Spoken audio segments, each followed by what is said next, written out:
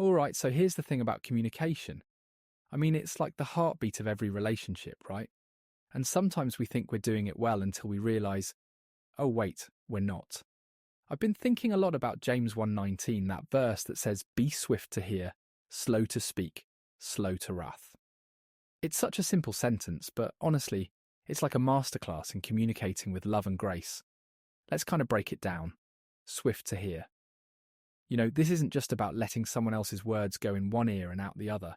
It's about being fully present, like putting away distractions and really listening. How often do we listen just to plan our response? I know I'm guilty of that. But this is about listening to understand, not just to reply. And then there's slow to speak. That one's, well, a little tougher for a lot of us. It's not saying don't speak, but pause. Take a moment to think. Is this helpful?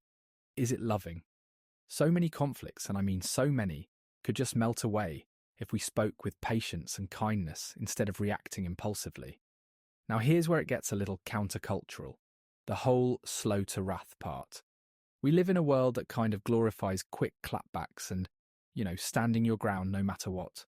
But God's way is more about humility, about letting go of that defensiveness and choosing peace over pride. That takes strength, doesn't it? Like real strength. I remember talking to a couple who really leaned into this verse. They said it was a game changer. For them, it started with just deciding to listen actively during arguments, making eye contact, repeating back what they heard to each other. And when they focused on really hearing and understanding first, it was like the tension just softened. Arguments didn't spiral into anger the way they used to. They became conversations instead. Isn't that beautiful? But here's the thing. This whole listening with love concept, it gets misunderstood a lot. I think the world sometimes equates listening with agreeing or being passive. But really, from a biblical perspective, it's about humility and empathy. It's choosing to value someone else's perspective, even when, especially when, you don't feel like it. It's a way to honour God by honouring the other person. And, it's not always easy, but these everyday moments of communication are where we get to live out our faith in such a practical way. I mean, think about it. How we speak and how we listen reveals so much about our hearts and our trust in God's blueprint for relationships. All right, so let's talk about barriers to healthy communication because, honestly, we've all been there. It's like you're trying to work through something, but then defenses go up, assumptions start flying, and before you know it, you're kind of stuck in this cycle where no one is really being heard. Sound familiar? One of the biggest challenges I think we face is defensive reactions. That feeling when someone points out something, and your first instinct is to explain, or, worse, justify yourself? I mean, I do this too. But when we get defensive, the whole conversation shifts from understanding to self-preservation, and that's where things can break down. Another big one?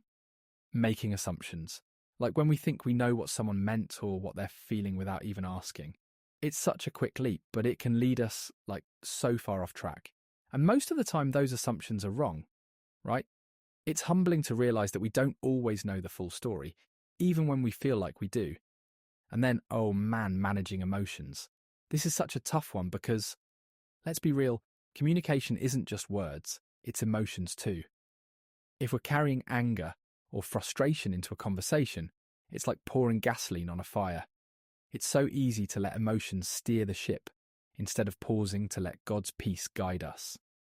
I actually want to share a story here. There was this time when I had a conversation with a close friend, and honestly, I was ready to react. But instead of diving into the argument, I remembered something a mentor once told me. Pause and pray. So I did. I just took a moment to ask God for wisdom before I replied, and you know what? That pause completely changed the tone of our conversation. By the time we talked it through, we both felt heard, and the issue felt, well, just smaller somehow. So what can we do to overcome these barriers? One practical tool is creating a safe space for transparent conversations. Setting aside time where you both agree to listen more than you talk. Another is reflective listening, where you repeat back what you've heard before responding. It sounds simple, but it's huge for validating emotions without jumping to conclusions or trying to fix things right away. These steps, pausing, listening, and creating space, they're not quick fixes, but they do help us lean into communication that reflects God's love and grace. And that's what we're aiming for, right? So let's dive into how we can approach conflicts with love and grace, because, let's be real, conflict is just part of life, right? It's unavoidable. But how we handle it, that's what makes all the difference. One of the simplest tools that can completely shift the tone of a conversation is using I statements. Instead of saying, "you never listen," which, let's face it, usually just puts people on the defensive, you could say something like, "I feel unheard when we don't talk through things." See the difference? It's not about blaming the other person, but about sharing your heart honestly, like Christ calls us to do. Now, patience. Oof, this one can be so tough, right? Especially when we just want to get our point across. But patience, modelled after Christ's own example, is such a powerful way to diffuse tension. It says, "I value you enough to take my time with this." I mean, think about how Jesus interacted with people, even those who opposed him. He listened, he asked questions, and he responded thoughtfully, never impulsively. That's the kind of love we're called to show in our communication. I actually remember this story from a friend of mine. He had this big falling out with his brother, like years of miscommunication and hurt feelings just building up. And one day, instead of arguing again, he decided to start the conversation with humility. He just said, "I want to understand where you're coming from." That one sentence, it completely changed the dynamic. They ended up talking for hours and really restored their relationship. It was so beautiful to see the power of humility and grace in action. And here's the thing about grace. Forgiveness is a huge part of it. It's messy, and it's not always easy, but when we invite God into the process, it's transformative. One idea that's been super helpful for me is scheduling regular check-ins with people you're close to. It creates space for honesty and accountability, and it just helps you stay in sync with each other so small issues don't explode into big conflicts. At the end of the day, speaking and listening with love is about reflecting God's heart in our everyday interactions. It's not about winning an argument or proving a point, but about building connection, showing empathy, and choosing grace, even when it's hard. And when we lean on God's strength, we'll find that He equips us to do this in ways we never thought possible. All right, friends, that's all for today. I hope these insights encourage you to approach your conversations with the kind of love and humility that honours God and strengthens your relationships. And, we're all growing in this together. It's a journey. Thanks so much for joining me, and until next time, take care and speak with love. Let's dig deeper in questions and answers on godly communication in dating, relationships, and marriage. The comments. Which lesson stood out to you the most? Let's continue the conversation below. James 1 verse 19. Be swift to hear, slow to speak, slow to wrath. Question 1. Why do you think James emphasizes listening before speaking in relationships? Have you ever regretted speaking too quickly? Share your experience below. Answer. James 1 verse 19 teaches us that listening first allows us to understand before reacting. Speaking too soon can lead to misunderstandings, but listening carefully fosters patience and wisdom. Question 2. What practical steps can we take to become better listeners in our relationships? What's one thing you do to ensure you truly listen to your partner or friends? Answer. Some steps include 1. Active listening. Repeat what you heard to confirm understanding. 2. Avoid interrupting.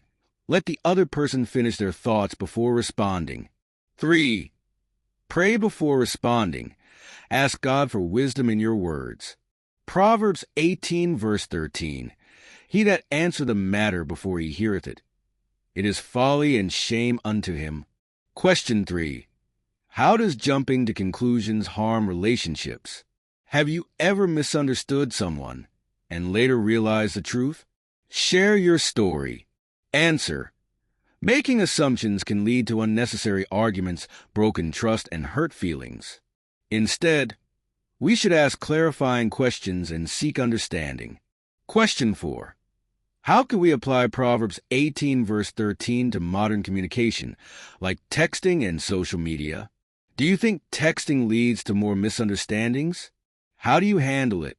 Answer: digital communication lacks tone and body language, making misunderstandings common.